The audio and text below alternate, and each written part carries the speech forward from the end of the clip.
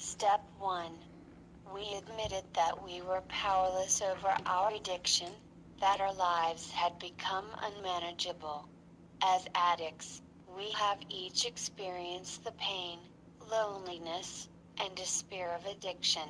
Before coming to know, most of us tried everything we could think of to control our use of drugs. We tried switching drugs, thinking that we only had a problem with one particular drug. We tried limiting our drug use to certain times or places. We may even have vowed to stop using altogether at a certain point. We may have told ourselves we would never do the things we watched other addicts do, then found ourselves doing those very things.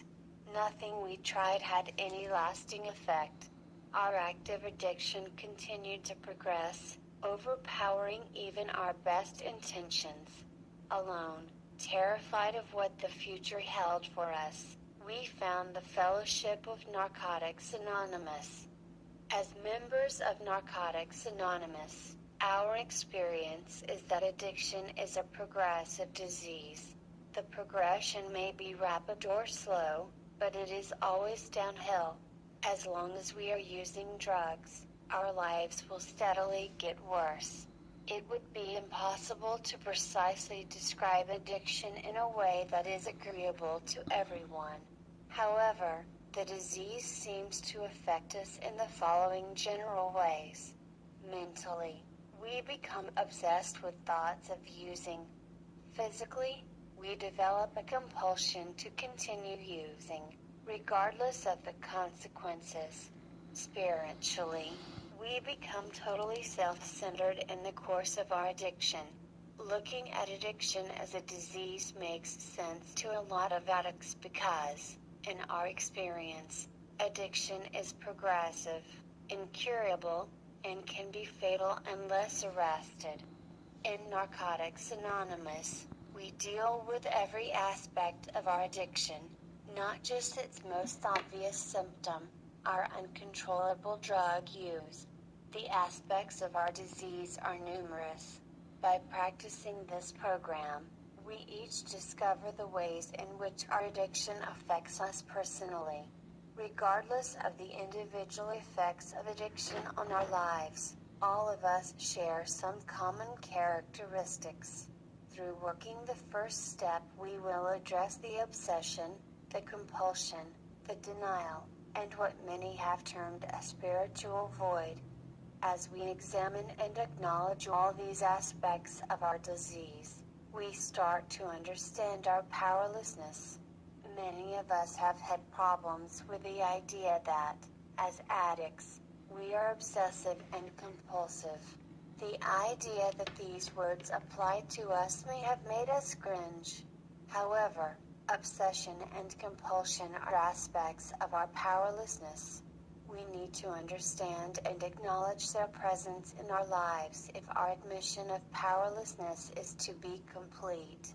Obsession, for us, is the never-ending stream of thoughts relating to using drugs, running out of drugs, getting more drugs, and so on. We simply can't get these thoughts out of our minds. In our experience, compulsion is the irrational impulse to continue using drugs, no matter what happens as a result. We just can't stop. We address obsession and compulsion here as they relate to our drug use because, when we first come into the program, our drug addiction is how we identify with each other and the program. As we continue in our recovery, we will see how these aspects of our addiction can manifest themselves in many areas of our lives. Denial is the part of our disease that makes it difficult, if not impossible, for us to acknowledge reality. In our addiction, denial protected us from seeing the reality of what our lives had become. We often told ourselves that, given the right set of circumstances, we might still be able to bring our lives under control, always skillful at defending our actions. We refuse to accept responsibility for the damage done by our addiction. We believe that if we tried long and hard enough, substituted one drug for another, switched friends, or changed our living arrangements or occupations, our lives would improve. These rationalizations repeatedly failed us, yet we continued to cling to them.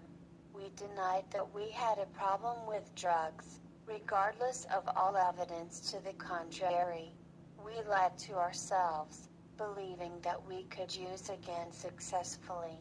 We justified our actions, despite the wreckage around us resulting from our addiction. The spiritual part of our disease, the part we may recognize only by a feeling of emptiness or loneliness when we first get clean, is perhaps one of the most difficult aspects of addiction for us. Because this part of our disease affects us so profoundly and so personally, we may be overwhelmed when we think about applying a program of recovery to it. However, we need to keep in mind that recovery doesn't happen overnight for anyone.